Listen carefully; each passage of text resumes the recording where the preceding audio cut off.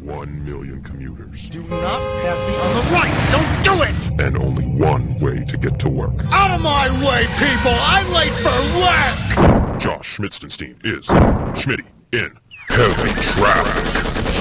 Traffic is hell. Rush hour has just begun. This movie has not yet been rated. Hello there, former child stars. I know you're listening, cowering in the corner of your closet. Hey, I'm clap it up, Rusty we're O'Dean, on! and I was a child. You want to do a 7-question game or a 21-question thingy? 21. Okay, got it. All right, people, we're going to do it again. All right, hit me. For the enjoyment of everyone during question 1, please, no unnecessary talking. Shh. Okay, give it up for Before the Late Night Wars. How does $2,000 sound? Poor David Letterman, he's got some of the weirdest fans in the world. Say the woman found lurking on David Letterman's property were the actress who kidnaps the talk show host in The King of Comedy. Which scenario would follow? Drew Barrymore would flash Dave, Sandra Bernhard would straddle Dave, Madonna would curse in front of Dave, or Cher would curse at Dave? Probably Sandra Bernhard. In Scorsese's The King of Comedy, Sandra Bernhard plays a character who gets to straddle Jerry Lewis while in her undies. Isn't that what she wore the last time she was on Letterman? On his show, I mean. Okay, pick it. Cut the red wire! Watch out, it's gonna blow! I have to go with it as a critic. That was close. Too close. And a big fan of Ebert. The selection is it Iskel or Siebert? This one's worth $1,000. All right, pay attention here. Imagine that Siskel and Ebert have combined into one film critic. The only problem is their film reviews have been squeezed into one film review as well, like this review that combines 2 movies. It's a classic film about a man with a bunch of eligible brothers and really ugly sisters singing bright, uplifting songs about his trials in a German prison camp. What's the best title for this film? 7 Brides for 7 Beauties, 3 Men and a Baby Cart to Hades, Schindler's List of Adrian Messenger, or A Family Affair to Remember? 7 Brides for 7 Beauties. It's a combination of 7 Brides for 7 Brothers and 7 Beauties. We give it 2 thumbs up. Category, please. A question so real you can almost touch it. Filmed in spectacular 3D. Chew on this. The Fisher King taking The Wiz. Looks like this one's going for $1,000. All right, it's time for some filmmaker math. Got your calculators? Sidney Lumet film plus Terry Gilliam film equals what? 1 false move with a 1-trick pony, the 5 heartbeats give 5 fingers, 12 angry men with 12 monkeys, or 100 rifles and 101 Dalmatians. That would be 12 angry men and 12 monkeys. Lumet directed 12 angry men and Gilliam directed 12 monkeys. I'm in your shot? Screw you!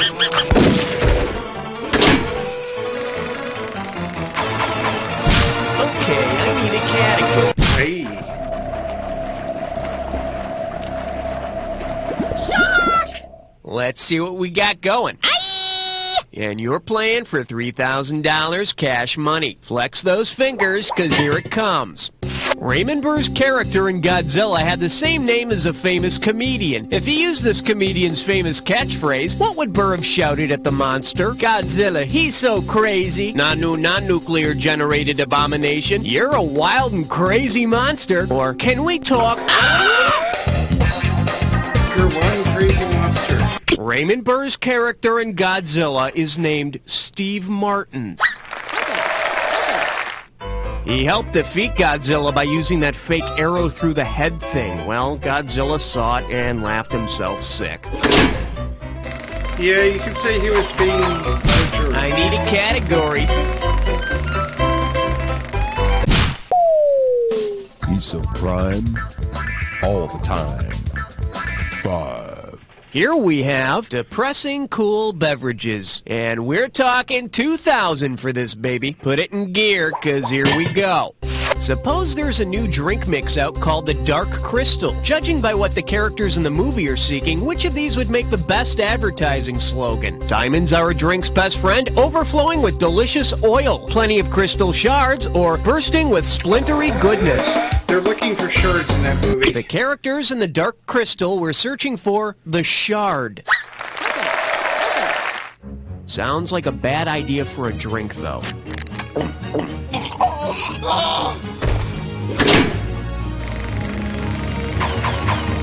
Category, please. Hey, dummy, look on the back. Oh, that's cute. That's really cute, guys. Somebody wrote a number on the back of this cue card. And you know what that means? Well, it's good news. It means we're going on a fiber optic field trip to Canton, Massachusetts. And Canton has an area code of 617. Hey, kids, go pack a sack lunch, because we're going on a fiber optic field trip. Oh, well, that must be around the Boston area someplace. Okay, let's take a look at the Canton white pages. Yeah, give me that. Give it to me. All right. And let's call Peter Martha's ass. God, why don't we ever get a Joe Smith? All right, it's ringing. Hello? Yeah, hi, is there a Peter Okay, I give. It's Marathis. Who is this? Marathis? My name's Cookie, and I'm the host of a movie trivia game, in spite of my speech impediment, and it's put out by YouDon'tKnowJack. What'd you say your name was? Cookie. Anyway, we picked your name at random. Cookie? Yeah. Oh. What? That's an interesting name. Yeah, well, it's no Marathis, but I like it. Anyway, the reason I'm calling is, we wanted to know if you could help us out for a minute. Here's my question. Do you like the movies? I like the movies, yeah. Great. Well, do you think you could come up with some sort of a trivia question for us? Like, what? Facts about movies? Yeah, that would definitely fall into the realm of movie trivia. So if I hook you up with one of our producers, do you think you might be able to come up with something? Yeah, I think I could do that. Good. All right, don't hang up. Someone's going to be with you in a second, and we'll be getting back to Peter Marathis of Canton, Mass. later in the game. And right now, let's have some more categories. Okay, let's see if we can get some correct answers here. Okay, pick your Password. Yeah, tell him 6 sent me. Say hello to, I fell asleep on the couch again. And you pop a right answer, you got $2,000. You know, I saw part of a movie last night, and now I can't remember what it's called. Buzz in and type when you think you can help me. The movie starred the psychiatrist from one of those Batman movies, and one of the supporting characters from Apocalypse Now. I know Tom Cruise is the main star in it. And it's about auto racing. Got it. What is it called? Start typing. Yeah. Days of Thunder. Nicole Kidman, Robert Duvall, Cary Elwes, and Tom Cruise star in Days of Thunder. You know, when I rented it, I figured it took place at a burrito joint. All right, hit me. 7 is the number that I'm suggesting. He's suggesting 7. He's suggesting 7. But no. And I believe this one's called This Question May Reach. Save Your Life Someday. 2 G's if you get this one right. Ready? Commit this to memory. When performing two-person CPR, give 2 breaths, then beat on their chest 5 times. Now let's have some fun. You're having a heart attack. Because these two wrote the 5 heartbeats, whom would you trust most to perform the 2-breath, 5-heartbeat method of CPR? Bernadette Peters and Andy Kaufman, Robert Townsend and Keenan Ivory Wayans, Albert and Alan Hughes, or Sidney Poitier and Bill Cosby? I'm pretty sure Robert Townsend had something to do with the 5 heartbeats. The 5 Heartbeats was written by Robert Townsend and Keenan Ivory Wayans.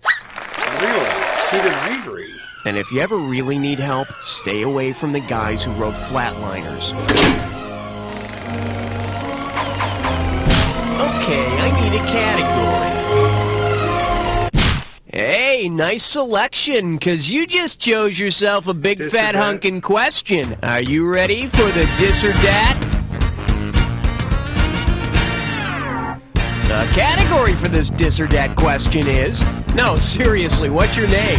Okay, I'm gonna read off 7 movie titles, and you need to tell me if the film has a Bubba or a Buford. As each one comes up, if the film has the character Bubba in it, hit 1. If the film has the character Buford in it, hit 2. And press 4 if you want to skip. You get 500 for each right answer, and 500 will be taken away if you get it wrong or don't get to it. All right, I'll start you off with 30 seconds on the clock. Here we go. Forrest Gump, Bubba Buford. Mad Max. Walking Tall. Buford. Original Gangsters. Buford. Smokey and the Bandit. That would be Buford. Back to the Future 3. Bubba. Last one. Nadine. Bubba. That's all she wrote. 4 out of 7 is very mediocre. Let's check out your new total. Well, it's not much, but it's not much. Let's keep going. Oh, it's positive. Category, please.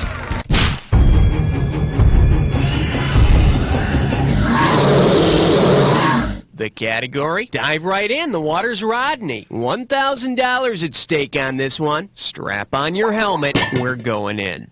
If diver Greg Louganis had performed Rodney Dangerfield's triple Lindy dive from back to school in the 1988 Olympics, what would most likely have happened? He'd have won a silver medal, he'd have hit his head on 3 diving boards, he'd have dived into an empty pool, or he'd have showered the judges with water. I think I would have showered. How do you say, no? Oh, he would have hit Let's his head see in 3 what a boards, correct wouldn't he? answer looks like. Louganis hit his head on the board in the 88 Olympics, and Rodney Dangerfield's triple Lindy dive required 3 diving boards. Look at the form! Ooh! Youch! Ah! Good thing Greg wore that helmet. I need a category.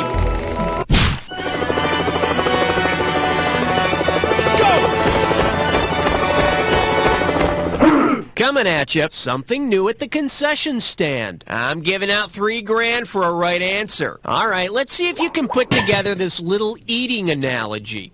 Donner Party is to each other as The Fly is to Vincent Price, Linda Lovelace is to John Holmes, the shark from Jaws is to Richard Dreyfuss, or Nicolas Cage and... It's yours if you want it. The Donner Party ate the Donner Party, just like Nicolas Cage really ate a live cockroach while making vampires kiss. Nicholas felt like he should eat the roach to add realism to the scene. Hey, here's an idea. It's called acting. 1 down, round 2 to go. Let's get on it. Now remember, everything in round 2 is worth double, so heads up. Okay, we're back on the line with Peter Morathis of Canton, Massachusetts. Are you still with us, Pete? It's PETA. PETA? What, like that pocket bread? No, like a name. PETA. P-E-T-E-R. Oh, Peter. Oh, yeah, I forgot. You live near Boston. Yeah, Park the car and Harvard Yard and all that crap. Yeah. Okay, PETA, hit us with your question. Undogged. The category is You Slay Me. This one's going to be worth 5,000 bowls of Boston clam chowder. Put your finger on the button and let's go. If you switched places with the most famous character of the 1972 film Slaughterhouse-Five, what kind of character would you be trading places with? A cow on death row? A time-jumping World War II soldier? A disgruntled swine butcher? Or Freddie Prinze? You would be jumping places with a time-jumping WWE soldier. They picked a time-jumping World War II soldier. That's right. You'd be trading places with the character of World War II soldier Billy Pilgrim. The slaughterhouse is where the Germans kept their American prisoners in Dresden. Well, PETA, we may not have started off on the right foot with the whole name thing and everything, but you did a good job. You know, it's good to get a Slaughterhouse-5 question in the game, too. Thanks. I've always been a big fan of Kurt Vonnegut. Yeah, he was really good in that. So anyway, Peter, what keeps you busy in Canton? I'm an attorney. Hey, gotta go. All right, Peter Morathis, attorney from Canton, Massachusetts. Now let's get to the next category. All right, hit me.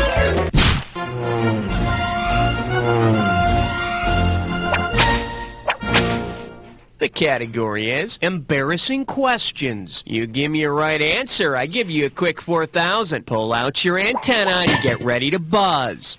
Based on the scenes in the film Everything You Always Wanted to Know About Sex But Were Afraid to Ask, which question will it not answer for you? Do aphrodisiacs work? What is sodomy? What are sex perverts? Or where is the G-spot? I think it's never been able to answer for. Not even Woody Allen can tell you how to find that elusive G-spot. Or maybe he already knows and is keeping this information to himself. Eh, Woody? Okay, pick a category.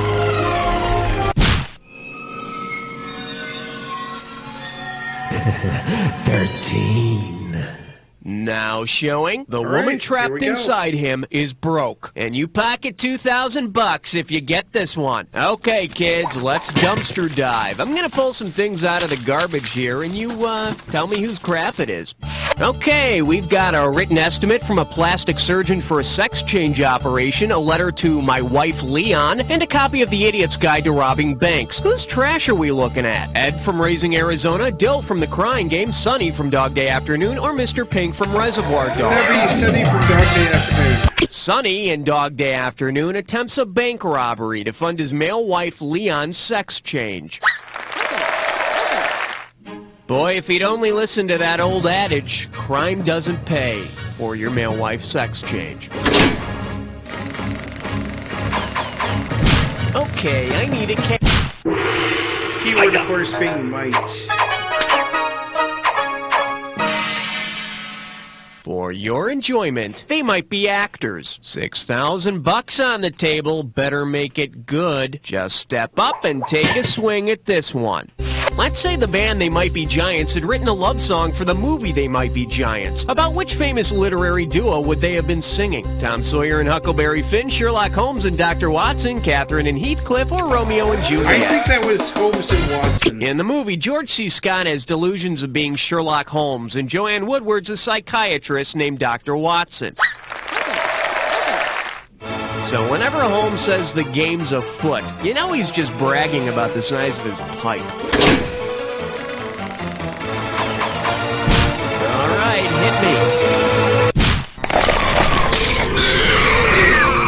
I proudly present Humming the Music Man. 4,000 big ones for a right answer here. Fire up those frontal lobes. Here's the question. If Amy Irving wanted to make beautiful music with her co-star from The Competition in another music movie in which he appeared, what might you see her character doing? Enjoying Mr. Holland's opus, asking him to do that thing you do, frolicking with her immortal beloved, or doing it until the light of day? I think it's Mr. Holland's opus. Richard Dreyfuss stars in Mr. Holland's opus and plays Amy Irving's love interest in The Competition. I hear in the director's cut they've restored the controversial tickling the ivories scene. Category, please. Uh-oh, wet suck tit shine okay, floor. It's definitely time for a gibberish question. Snickerglish restroom. Take a look at your gibberish category. Disgusting propositions. We're talking $10,000 prize on this gibberish question. Now listen up. Every second and a half, some of the cash is going to disappear. So if you want to win big, you got to be quick. Okay, now tell me, because I need to know, with what well-known movie title does this gibberish phrase rhyme? Would porn thing be pet, Mom? And don't let the punctuation fool you. So porn thing be pet mom? All right, first hint. It's about a DJ. Oh, DJ Jazzy Jeff? Will porn thing It's about a DJ who does his show during... Oh, okay, got it. You want it, you got it.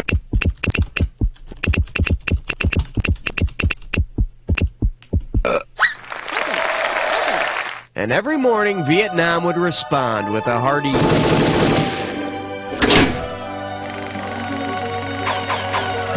I need a category. The following question has been rated 17. No questions under 17 permitted. This category is known as Tender Crunchies. This one can net you $6,000. Okay, film fans, imagine this. Robert Duvall is in the cereal aisle of his local supermarket. If Bob's a little out of touch, which cereal might he think was released in commemoration of his movie debut? Captain Crunch, Boo Berry, Lucky Charms, or Mueslix?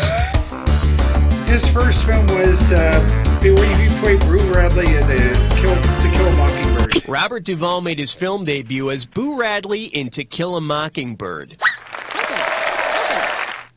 You know, I like the cereal, but I hate having to hide behind the door while I eat it.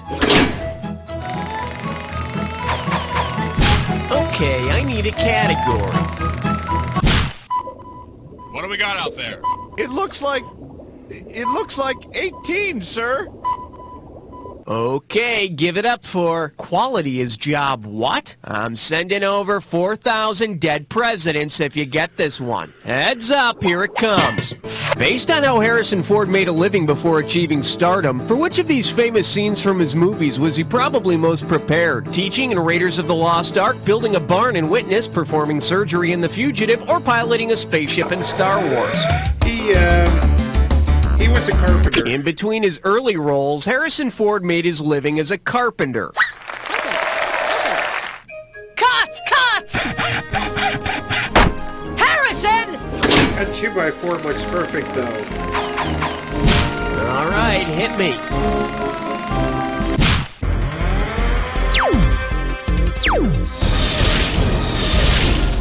Well, what do we have here? What would you do with a hill of beans anyway? You get 4,000 clams for this one. Long before the release of Casablanca, the studio's marketing department put out a little advance publicity that wasn't quite accurate. If the actor originally advertised as Rick in Casablanca were to have made the film, how might the often quoted phrase from the movie have sounded? Well, here's looking at you, Bonzo. Here's looking at you. Stella! Here's looking at you, kid. Or, here's a looking at you, boss. I think it would have been Bonzo. According to the film's producer, Humphrey Bogart is the only actor ever signed to the role of Rick, but the marketing department said Ronald Reagan would get the role. Well, this looks like the start of a beautiful friendship. Please stop throwing your feces at me. Okay, pick a cat. Let's give a nice warm welcome to, while you're here, Talk American. How does $2,000 sound? Listen up, kids. Get out your French dictionaries, s'il vous plaît, and complete this analogy. Royale with cheese is to quarter pounder with cheese as pret-a-porter is to what? Off the rack, haute couture, ready to wear, or tip the doorman? That would be ready to wear. Robert Altman's pret-a-porter translates to ready to wear for American audiences. See how fun French is? Now you can eat well, dress well, and wee wherever you want. I need a category.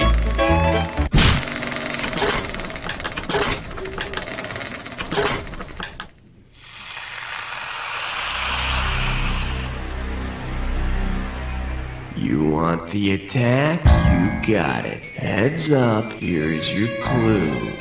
They may be synthetic, but they're not stupid. For your sake, I hope you're neither. Good luck.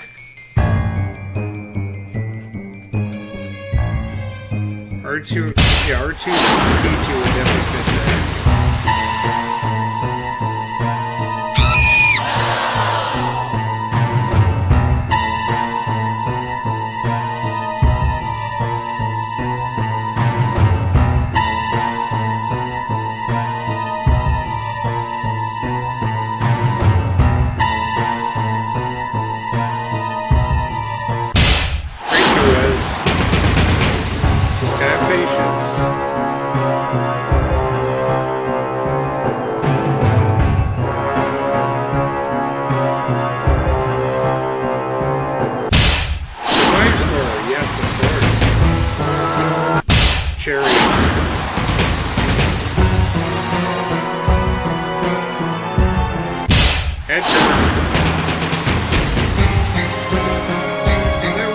actual...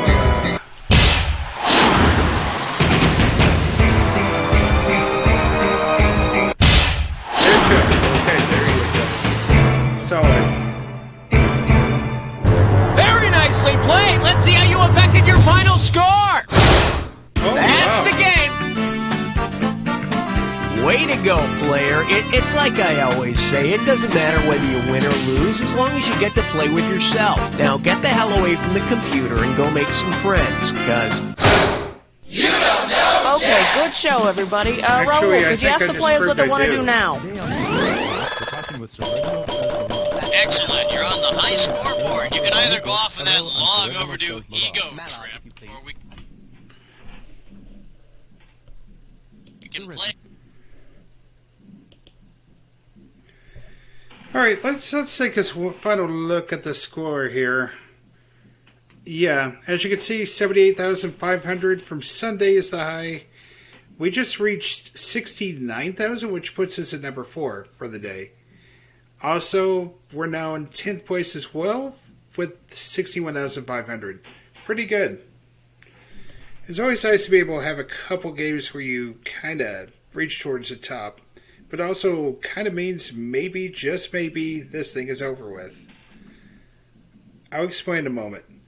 That was another episode of You Don't Know Jack Movies. If you like what you saw, make sure you hit that thumbs up button, locate underneath the picture, leave a comment below, and hit that notification bell if you want to see more of our content. Be sure to subscribe and spread the word. We'll see you next time here in Tickets Please Gaming, as the arcade is now closed.